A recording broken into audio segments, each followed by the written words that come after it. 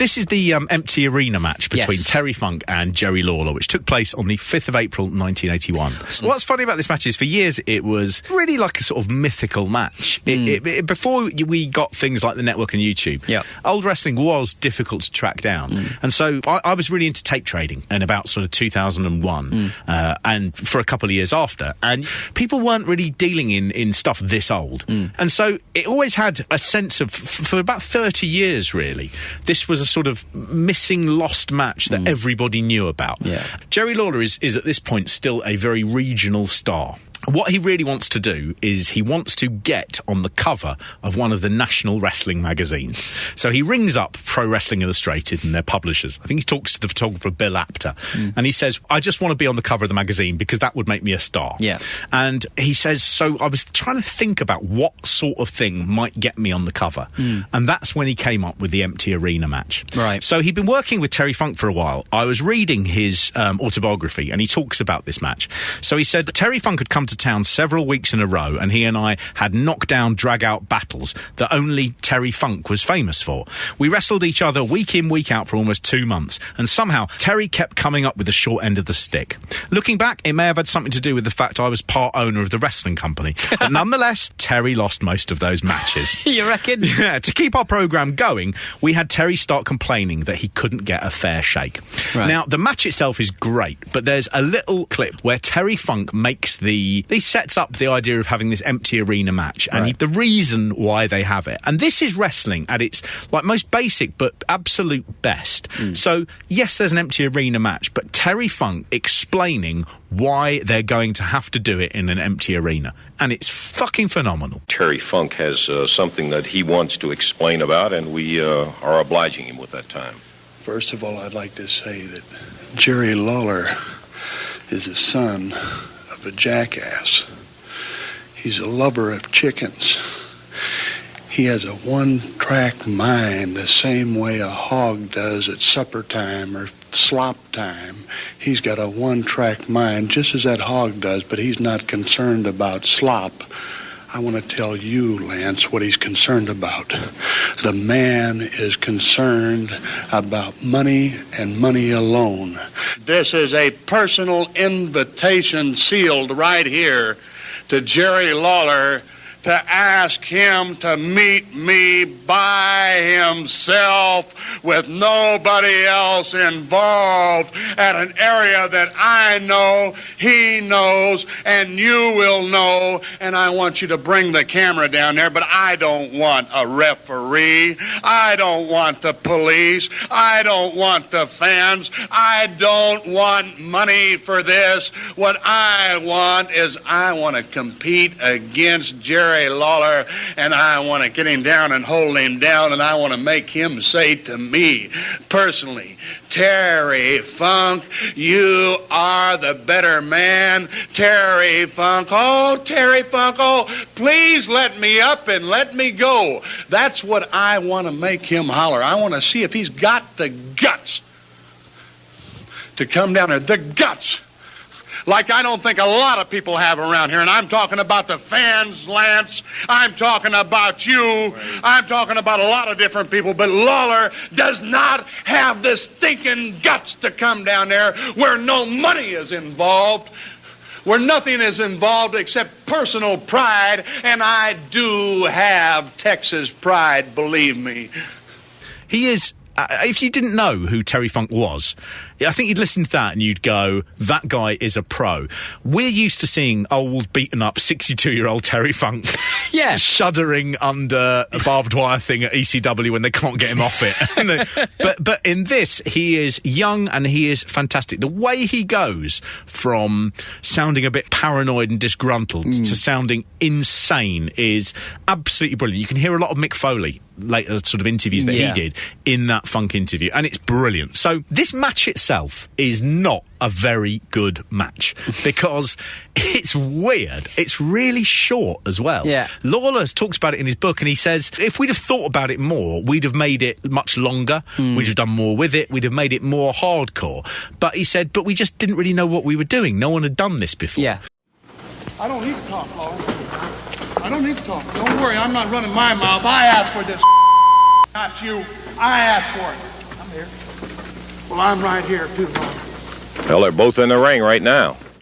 He also talks about when they're actually doing the match, how embarrassed he was. Because he's like, we didn't know what to do, so we were sort of making extra noises. Right. And I read that before I watched the match back. And Lawler does not make any noises. Right? He does nothing. What this match is Terry Funk basically having a match against himself. Yeah. Lawler is just walking around after him. And Funk is just phenomenal. The stuff around this with, like, Lance Russell, who is the announcer, when it first kicks off, they've done it that they've gone down to like this empty arena and they're just seeing if either of them turn up, and they're there to film it in case they do. Yeah. And they do a great bit where Lance Russell is sort of going, well, it's probably going to be, I mean, the worst we lose is a bit of time. Going to have I mean, we've still got the light. Are you okay there, Bert? And he gets a cigarette out and he lights his fag and he sort of goes, yeah, well, anyway, yeah. Well, should we make a start? Do you want to give me a count? Huh? Yeah, sure. That's okay, yeah. I just want to do an opening in case this crazy thing comes off. And then if it does, we've got something. If it doesn't, all we've lost is a little time on it. So... The problem with that is that sets it and you go, this is real. Yeah. But if it was real on television, you'd go, come in after that bit, where you actually start it. The other thing, nobody lights a cigarette, takes one puff and goes, well, actually, we'll probably throw that away. It's all a bit wrong. Bad planning. Yeah. But he just does it. And the way he goes from that casual sort of bit of scene setting, little bit of acting, to clicking into being Lance Russell, who is one of the iconic wrestling broadcasters, but who was never really on a big stage. He never went to WWE. He did do a couple of years in WCW, but they're not particularly well remembered compared to his legendary run in Memphis. But the way that he just shifts into that classic bit of wrestling announcer speak is just brilliant. Out they come. Lawler comes out wearing his crown. Yeah. Standard. And his cape. Again, he says in his book, there at the back of the Coliseum I stood, and I remember later thinking how stupid I looked, standing there in full regalia, tights, crown and cape, with no fans in the building. Why did I wear the crown and cape? The crown's like 3 times the size of his head. It's absolutely brilliant. And what's great about Terry Funk is never one to let a little moment pass. And Terry Funk clocks him, and he obviously sees something in Jerry Lawler that's going, I shouldn't have worn this. And Terry Funk, the moment his eyes meet him, he just goes, look at that idiot! Don't you realise there's nobody here? You jackass! I'm going to break your crown. I'm going to break his crown, Lance. Look at that fool. Look at that idiot. Don't you realize that there's nobody here? You jackass. He loves the word jackass because he's like, oh, you son of a jackass, a lover of chickens. Yes. He's got a one-track mind like a hog. He's so good. The other thing he does in this is Lawler basically, when they sort of like get near each other, Funk is already like falling backwards. He is just perpetual motion. He'll go into the chairs and he sort of gives himself an extra push, but he doesn't really make any attempt to hide it. No. So he'll sort of flail for a chair and he'll grab it and he'll pull it over his own head and then wriggle. And he is just, there's a bit that really made me laugh. So they're going through having this match and Lawler is just walking after him and Funk is just chucking himself about. Yeah. There's a bit where he gets a bit further away and he's a bit distant. He just goes, leave me alone! Leave me alone! And then he comes after him with a sign. Leave me alone! Lawler saying, come on back up here, and Funk grabs one of the identification standards. He butts the top of it off. Uh-oh, he's trying to get a club of some type. He starts bleeding, seemingly for no reason. There's no reason. He just starts, like, oh, God. And then he does, like, all of the stuff he does is really the opposite of what you do in this situation. If you were in this situation, you would sort of go, I'm going to be a hard man. Yeah, you'd up the intensity. Yeah, this is Terry Funk screaming like a woman for no reason for about a minute. It's absolutely... And Terry Funk standing completely wide open. Come on! This is awful. Come on! I see it. Yeah. Ask him! Ask him! Hey, all right, Ask come on, him! Terry. All right. Ask him! screaming, just asking. Give me help. Wow. He's so, as a performer, he does something that nobody else does. And oddly, no one's ever really done it again. I think the only comparison is Cactus Jack. When he was doing the death matches, he would do, like a pig, but nothing like Funk's womanly screaming, which is just brilliant. The end comes in very simple form. So Funk has got a spike, which I think is part of the sign, and he has it. Now Lawler is the good guy, so Lawler can't jab him in the eye. And what happens is he goes through the ring, Lawler kicks him on the elbow, and Terry bangs the spike into his own eye, and the match is called as Terry. Just brilliantly, it's so weird to hear a man just screaming, and just go, please help me. Help. No! My eye! Put it down now. The man's eye. Oh. I can't see! Doctor! God help me! He changes a total 360 into this big, or 180 probably, if we want to get it right, into this sort of screaming, get me help, my eye, somebody. It's so odd. Please, my eye. Jerry Lawler walks away. My eye. I guess the victor out of it, but it's pretty difficult. Okay, listen, Randy, I'm gonna get. Help me, Lance, okay, please. wait. Call a doctor, Lance, please. Let me go get something. Call it. Look at it, Lowell. Please look at it. Please. Listen, I'll go. Help me, please. Okay, I'll go call for it. God, Lance, please don't leave me here. I'll get somebody. No. And it goes on and on and on and on with him screaming over his eye, and slowly he begins to turn. So instead of going, help me, it ends with him shouting, Lawler, you yellow pig! Pig! Where is Lawler? My eye. Where is that chicken? Where's that Howard? Where's Lawler? He's yellow. Lawler's yellow. He's yellow. Lawler, come back here! You yellow pig! Pig! Pig! Lawler's gone, and he's just screaming at him for ages. Yeah. And it makes it kind of more tense, if anything. Oh, it's brilliant. I mean, again, I think, if you weren't a fan of wrestling, this would seem absolutely abhorrent. The whole thing would just be dirty and foul.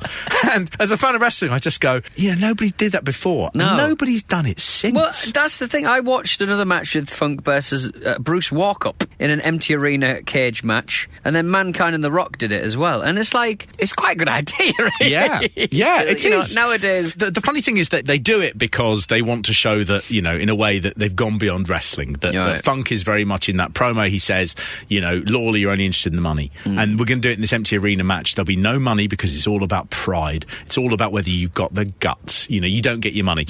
What's interesting, of course, is they were going to do their normal taping after it. So they just went in a couple of hours early when everything's set up. And then they just do that. And what you end up getting is, oddly, the show that follows that, nobody remembers. Don't remember a thing about it. But that thing they did, it's the creativity of wrestling, really. I think it's that thing of going, we've got an opportunity here to do something different. Let's do it. It turns out, even at the time, I don't think either of them knew how good it was. I mean, Lawler, as he says, they didn't really know what it was. He felt silly. Could have been longer, could have been more hardcore. Yeah. But they just didn't have a clue. Lawler did say about Terry Funk, he said, there's not many wrestlers who would blade themselves as closely to their eye as Funk did to make that look real. And that's where Funk is, I mean, not just the fact that he does everything in this match. He does all the promos, he does all the wrestling, he takes all the abuse. Lawler's in a white suit and he goes out in, a leotard, and he goes out absolutely pristine. And Terry Funk is there holding the remains of his face, and screaming about yellow pigs. And this is like him doing a warm-up, effectively. Absolutely, yeah. So I told you people that Lawler did not have the guts to come down here before an empty arena, and he doesn't. Now you go ahead and count him out. If you don't, I'll count him out. All right, well, you just asked us to bring the cameras down. That's what I did. We're here. Now, I'm not a referee. I'm here. I know you're I'm going here. to go ahead. Is he under the ring, Lance? Oh, Is he's Lawler not under the ring. He hasn't. Is he up in the stands? He hasn't shown up Is he in yet. the press box? Where is he? I don't know where he is.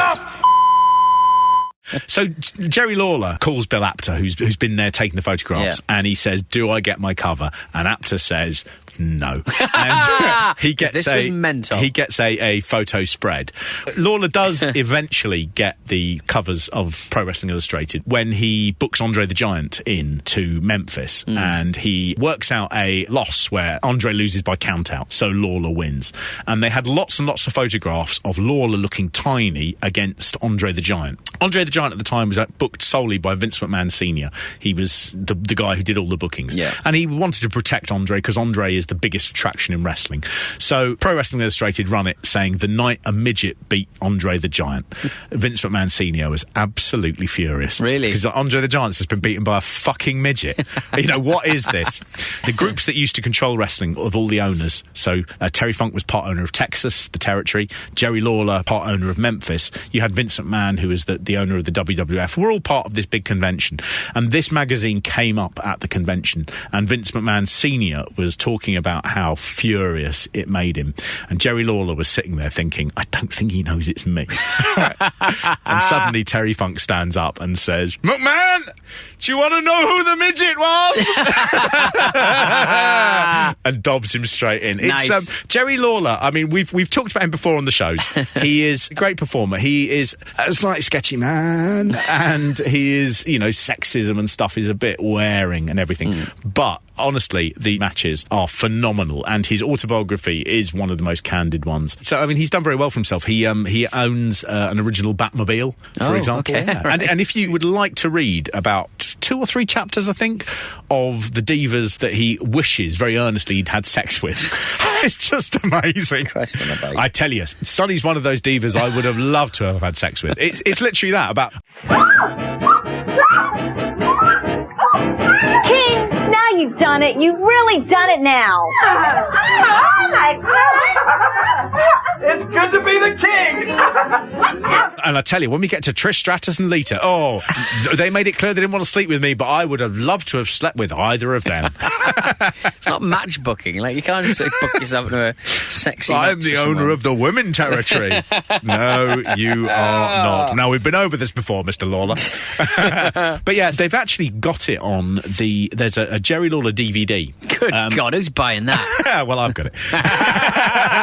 And it comes with a DVD of his early matches. Right. And this is the one that kicks it off. And it is in a quality that I have never seen it before. So cannot recommend that DVD enough. I got mine from CEX. I think it was £5. Nice. Yeah, it's not bad. I mean, that's a real find in CX, because usually CX is just Bond films and Friends DVDs, compilations. Do you know the worst thing they've ever done? What? Have you been in the last sort of 6 months? Mate, I'm always in a CEX. It is the best. And I believe they pronounce it sex, inexplicably.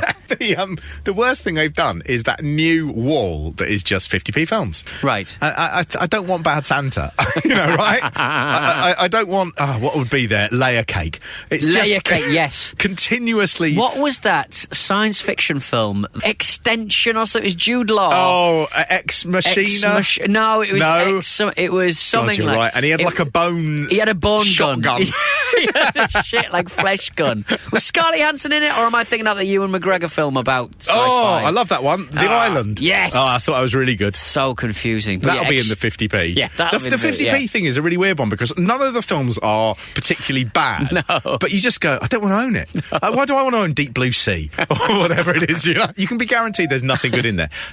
I've got a really great fact about CX, which I absolutely love. What? You know the one in Good Street? Yes. Has got an old sign outside, and it's got the man, the CEX man that you used to see everywhere. The little cartoon man. Yeah, that rings a bell. The cartoon man was designed by Charlie Brooker when he worked at CEX. Really? And I believe the one in Goose Street is the last remaining Charlie Brooker man sign. Is that true? Because is that why they have so much cartoon, like really naff, like 90s sort of like, you know, like when you've seen computer magazines? Yeah. They couldn't get like artwork, because obviously there's only one bit of artwork from the video game. They just draw their own or paint their own version of Jet Set Willy or Sonic or whatever. Okay, right. Yeah, so that was actually... he did a lot of, like Charlie Brooker did a lot of cartooning in Oink and things like that, but he was also, of course, very much in the computer game world at that age. Interesting. But that's the last one, a good bit of Brookeriana. Lovely, good. What were we talking about?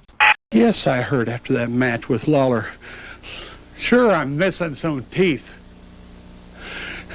Yes, I've got permanent damage to my eye. But have you seen Jerry Lawler? You will never see Jerry Lawler wrestle again. So if you want to be there for his retirement match, well, make sure you come down there, because I'm going to take the man and I'm going to hurt him so bad that he will not be able to wrestle again. If I have to, I'll break one leg. If he gets up and hops to me, I'll break the other leg. If he comes crawling on his belly, I'll kick him in the head. Believe me, Jerry Lawler is going to pay